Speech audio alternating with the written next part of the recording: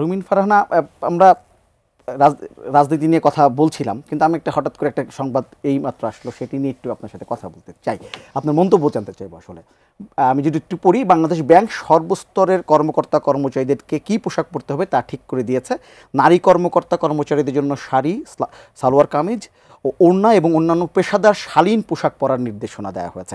Short sleeve ও লেংথের dress অর্থাৎ ছোট হাতা ও ছোট দৈর্ঘ্যের পোশাক ও লেগিংস পরিহার করতে বলা হয়েছে। আজকে 21শে জুলাই বাংলাদেশ ব্যাংকের মানব সম্পদ বিভাগ এটি নির্দেশনা দিয়েছে। এই নির্দেশনায় ফর্মাল স্যান্ডেল বা জুতা, সাদামাটা হেডস্কার্ফ বা হিজাব পরতে বলা হয়েছে। পুরুষদের পোশাকের ক্ষেত্রে লম্বা বা হাফ হাতার ফর্মাল শার্ট ও ফর্মাল প্যান্ট পরতে বলা হয়েছে। পরিহার করতে বলছে জিন্স এবং ক্যাবর্ড প্যান্ট। এটির মন্তব্য জানতে চাই। কর্মকর্তা কর্মচারীদের পোশাক নির্ধারণ করে দেওয়াটা কি বাংলাদেশ ব্যাংকের কাজ? এক।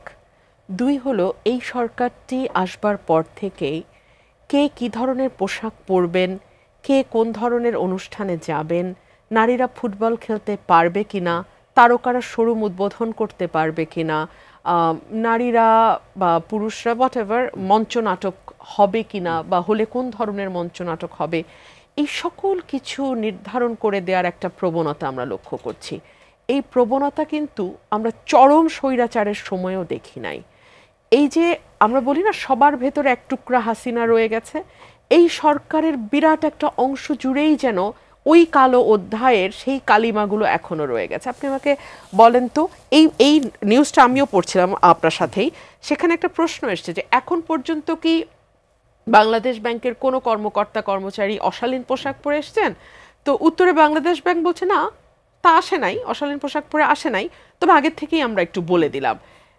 গত 53-54 বছরে যে কথা বলার প্রয়োজন হয়নি। বাংলাদেশ ব্যাংকে যারা চাকরি করবেন কর্মকর্তা হিসেবে, তারা খুব ভালো করে জানেন কোনটা পরা যাবে কোনটা পরা যাবে না, অফিসের জন্য কোনটা সুটেবল কোনটা সুটেবল না। এটার জন্য তো আলাদাভাবে ড্রেস কোড কোনো অফিসে লিখে দেওয়া হয়, মানে আমরা তো এরকম বিষয়ের সঙ্গে অভ্যস্ত না। এবং অ্যাজ ফার অ্যাজ মহিলাদের পোশাক নিয়ে যেই ইয়েটা, সেটা এক ধরনের মরাল পুলিশিং। যারা হিজাব পরবেন তারাও হালকা কালারের হিজাব পরবেন। সো একজন নারী কীরকম কোন রঙের পোশাক পরবেন বা তিনি আদৌ পরবেন কিনা হিজাব বা পরবেন না, তিনি তার জামার লেংথ কতটুকু রাখবেন, এটা আমার মনে হয় বাংলাদেশ ব্যাংকে যারা জব করেন বা করবেন আগ্রহী, তারা সকলেই মোটামুটি জানেন। এইটুকু কাণ্ডজ্ঞান তাদের আছে বলেই তো তারা ওই রকম একটা প্রতিষ্ঠানে যেতে পারছে।